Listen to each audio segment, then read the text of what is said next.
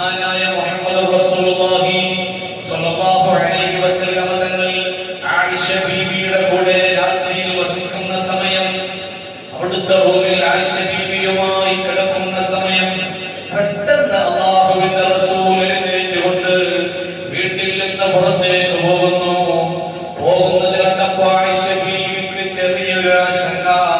അല്ലാഹുവിന്റെ റസൂൽ മറ്റു ഭാര്യമാരുടെ വീട്ടിലേക്കാണോ പോയത്? അങ്ങനെ ആയിഷ ബീവി റസൂലുള്ളാഹി സ്വല്ലല്ലാഹു അലൈഹി വസല്ലം തങ്ങളെ അന്വേഷിച്ചുകൊണ്ട് പുറകെ പോയപ്പോൾ അതാ നിൽക്കുന്നു മുഹമ്മദുൽ മുസ്തഫ സ്വല്ലല്ലാഹു അലൈഹി വസല്ലം തങ്ങൾ ജന്നത്തുൽ ബഖീഇലാണ്. ജന്നത്തുൽ ബഖീഇലെ ശുഹദാക്കളുടെ സ്വഹാബികളുടെ ഖബറിന് ചാരെ, ആ മഖബറയുടെ ചാരെ നിന്നുകൊണ്ട് അല്ലാഹുവിന്റെ റസൂൽ ദുആ ചെയ്യുകയാണ്. ഈ രംഗം കണ്ട ആയിഷ ഉമ്മ റളിയല്ലാഹു അൻഹാ അതാ തിരിച്ചു വരുന്നു. തങ്ങൾ റബ്ബുമായിട്ടുള്ള സംഭാഷണത്തിലാണ്, റബ്ബുമായി ഇടപെടുകയാണ്. ഞാൻ എന്റെ ശരീരത്തിന്റെ സുഖമല്ലേ നോക്കുന്നത്? എല്ലാം മനസ്സിൽ വെച്ചുകൊണ്ട് ആയിഷ ബീവി വീട്ടിലേക്ക് തിരിച്ചുപോയി പിറകെ മുത്തുനബി സ്വല്ലല്ലാഹു അലൈഹി വസല്ലം തങ്ങളും വന്നു. ആയിഷ ബീവി ചെറുതായിട്ട് കിതപ്പുന്നുണ്ട്. കിതപ്പ് കണ്ടപ്പോ ചോദിച്ചു, ആയിഷ എന്തു പറ്റി? എന്താ കിതക്കാനുള്ള കാരണം? തങ്ങൾ പുറത്തു പോയപ്പോ ഞാൻ പിറകിൽ വന്നതാണ്. എനിക്കൊരു സംശയം, തങ്ങൾ മറ്റു ഭാര്യമാരുടെ വീട്ടിലേക്കാണോ പോയത്? ഈ ദിവസം എന്റെ ദിവസമല്ലേ നബിയേ? ഞാനൊരു തെറ്റിദ്ധാരണയല്ല, എനിക്കൊരു മനസ്സിൽ അങ്ങനെ ഒരു ചിന്ത വന്നു. അപ്പോഴാണ് അല്ലാഹുവിന്റെ റസൂൽ ചോദിച്ചത്, അകുന്തി തഖാഫീന അൻ യഹീഫ അല്ലാഹു വറസൂലുഹു അലൈകി? ആയിഷ, നിങ്ങളോട് അല്ലാഹുവും അവന്റെ റസൂലും വഞ്ചന കാണിക്കുമെന്ന് നീ ഭയപ്പെടുന്നുണ്ടോ ആയിഷ? ഞാൻ എന്തിനാണ് രാത്രി സമയത്ത് പോയതെന്നറിയുമോ? ഞാൻ പോയത് ഹാദിഹി ലൈലത്തുൻ നിസ്ഫി മിൻ ശഅബാൻ, ശഅബാനിന്റെ 15ാമത്തെ രാവാണ് ആയിഷ. ഇന്നല്ലാഹ തആല യൻസിലു ഇലാ സമാഇ ദുനിയാ, ആകാശലോകത്തേക്ക് റബ്ബിന്റെ റഹ്മത്ത് ഇറങ്ങുന്ന ദിവസമാണ് ആ റഹ്മത്തുള്ള ലൈലത്തുൽ ബറാഅ. ആ ബറാഅത്തിന്റെ രാവിലെ ഖബറാളികളുടെ ചാരത്തേക്ക് ദുആ ചെയ്യാൻ പോയതാണ് ആയിഷ. അതുകൊണ്ട് മോളെ, എനിക്കൊന്ന് സമ്മതം തരുമോ? മോളെ, എനിക്കൊന്ന് റബ്ബിന്റെ മുമ്പിൽ ഒന്ന് സുജൂദ് ചെയ്യാൻ, ഈ രാത്രിയിൽ ഒന്ന് നിന്ന് നിസ്കരിക്കാൻ നിന്റെ അവകാശമാണ്. ഞാൻ നിന്റെ കൂടെ ഇരിക്കലെങ്കിലും കിടക്കലെങ്കിലും എന്ന് റബ്ബിന്റെ മുമ്പിൽ ഒന്ന് സുജൂദ് ചെയ്യാൻ എനിക്ക് സമ്മതം തരുമോ ആയിഷ? അല്ലാഹുവിന്റെ റസൂലിനോട് പറഞ്ഞു, നബിയേ സമ്മതമാണ് തങ്ങളെ.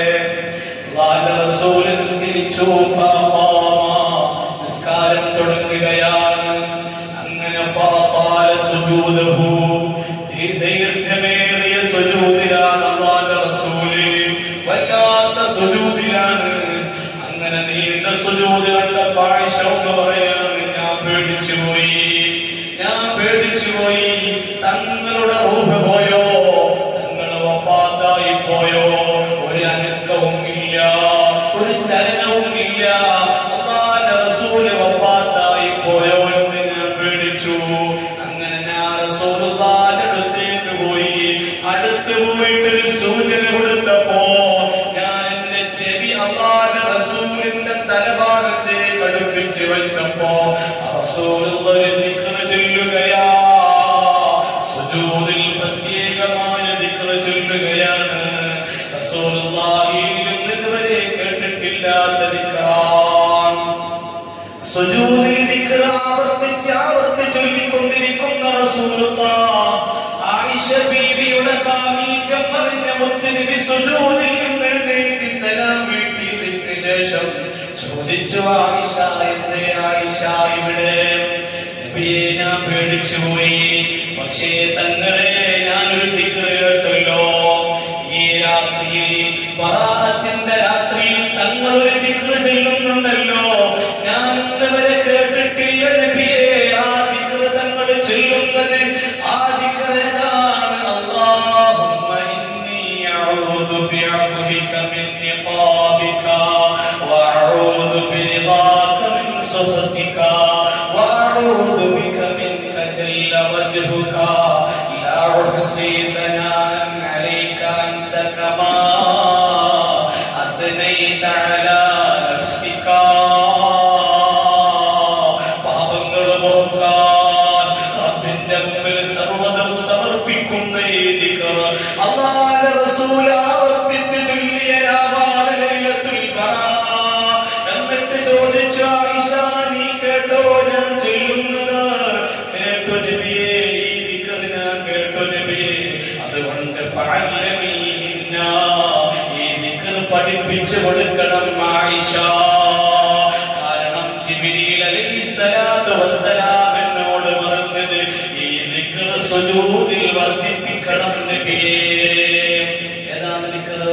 അല്ലാഹുമ്മ ഇന്നി അഊദു ബിഅഫ്വിക മിൻ നിഖാബിക വഅഊദു ബിറിദാക മിൻ സഖതിക വഅഊദു ബിക മിൻക ജല്ല വജ്ഹുക ലാ ഉഹ്സി സനാഅൻ അലൈക അൻത കമാ അസ്നൈത അലാ നഫ്സിക. തങ്ങൾ സുജൂദിലായി കിടന്ന റബ്ബിന്റെ മുമ്പിൽ ആരാധനയിലായി കിടന്ന രാവ് ലൈലത്തുൽ ബറാഅ.